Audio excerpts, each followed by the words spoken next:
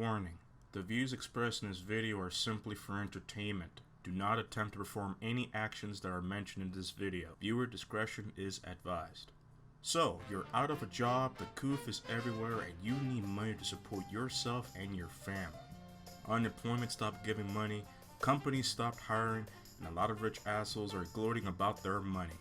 Driven to desperation, you came to terms with what you need to do, and you did the smart thing by clicking on this video. Today, I'm going to show you how to be a criminal.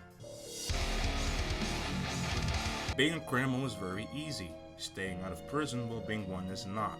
If you're going to be an outlaw, you're going to have to plan for the long term and try really hard not to go to prison, for obvious reasons, especially if you have a family who needs you. So let's get started. Mindset is everything. It dictates how you react when faced with circumstances. It guides your senses when moving and fighting, and it affects how you see others and how others see you. You need to look at yourself in your mirror and understand what your limits are. You need to do a lot of introspection and take note of what you got. What kind of skills do you have? What kind of equipment do you have? Do you draw a lot of attention? Are you a cop magnet? Do you have a car? Do you have a gun? What are your morals? How far is too far? These are some of the questions you're going to have to answer. You have to, because committing a crime requires you to be confident. You're constantly second guessing yourself, then you won't be able to focus on the task on hand when it's time to get your hands dirty. Real life is not like GTA. You can't just call up somebody and say, I need work, and I thought maybe you could provide. I mean, I'm smart enough to track you down, aren't I? Unless you're a drug dealer, a gangbanger, or some hopped up cop, you're going to be hard-pressed into finding contacts who can offer illegal jobs for you. If you're an average guy doing average work, living an average life, then chances are the only illegal contact you may know will be your weed dealer. There's a golden rule you need to follow. You want to know what that is? It's simple. Keep your mouth shut. Don't call your friends and family asking what's the latest score in town. Don't tell people that you think that jewelry store can be robbed in less than 10 minutes. Don't sell your criminal ideas to people, and if the conversation steers towards crime, just smile and crack jokes. You need to keep it to yourself because loose lips sink ships. If everyone knows you want to rob that jewelry store, and if that jewelry store actually gets robbed, then it won't be long before the cops knock on your door and start asking you questions. Everyone's going to say, yeah, officer, little Timmy told me that it could be done in 10 minutes. I always knew that little shit was shady.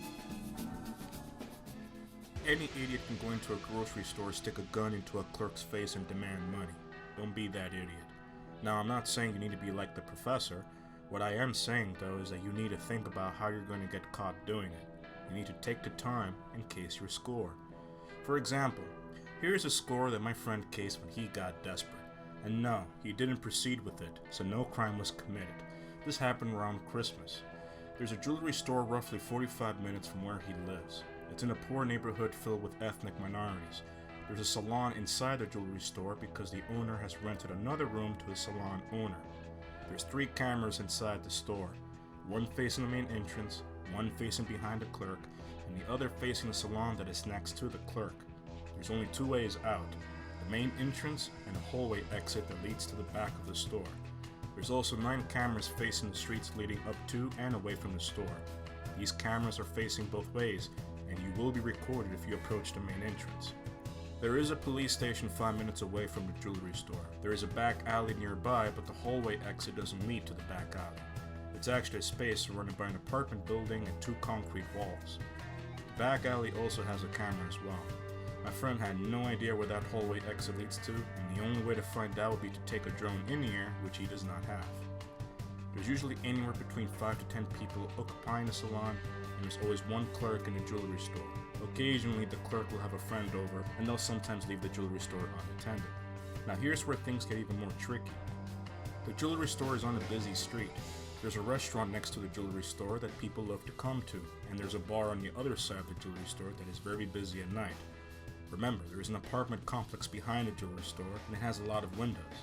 The jewelry store has very large massive windows that are not covered, and the only time the windows are covered is when the jewelry store is closed. Now, my friend's brother got his car stolen and they called the cops. The cops never showed up, and the reason they haven't shown up was because of Christmas, or at least that's what the dispatcher said.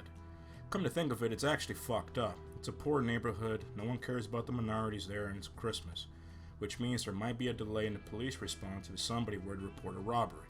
Just something to keep in mind. That being said, here's what my friend didn't know.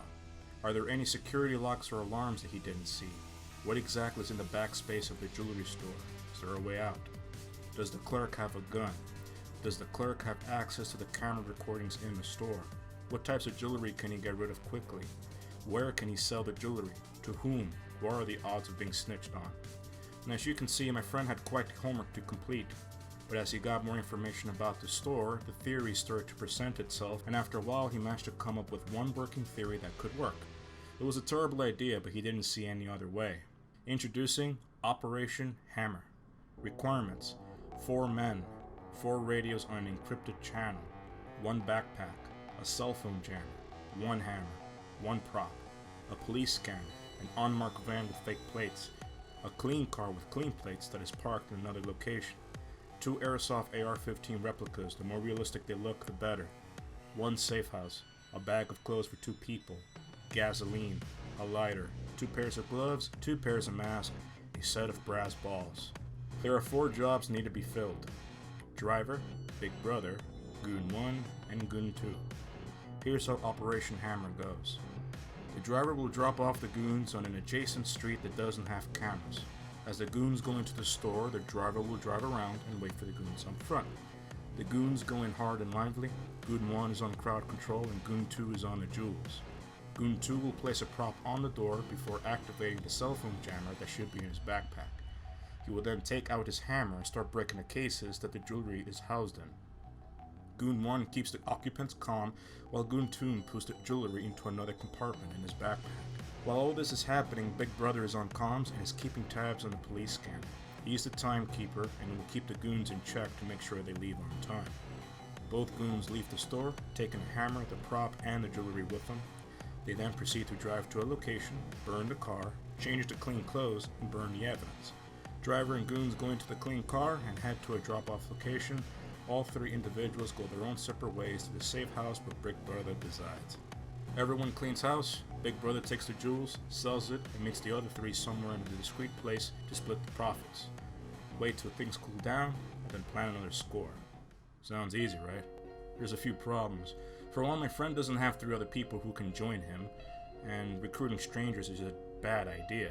There's a jewel robber who said, 3 people can keep a secret if 2 are dead. My friend is interested in not dying, so he's not willing to risk hiring strangers. Besides, even if he did manage to get 3 other people to join him, then Big Brother can easily take the jewels and disappear.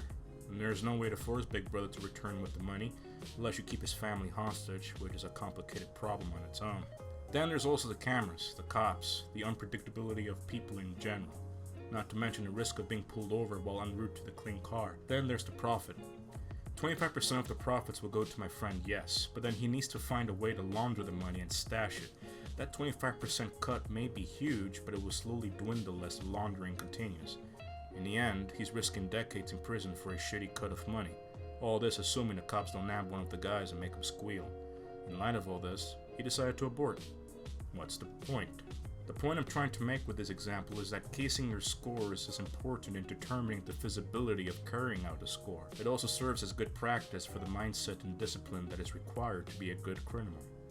All things come to an end eventually. For some, their first score was also the last. How much money do you need? How many scores do you need to get that money? Once you find your number, then stick to it. Don't get greedy, and most importantly of all, have exit plans ready. If you're smart with the money you took, then you may not have to work a day in your life. You don't have to steal millions of dollars to do it, you just need to get creative with your investments. I hope this video taught you something and good luck in your criminal endeavors. Stay healthy, my friends.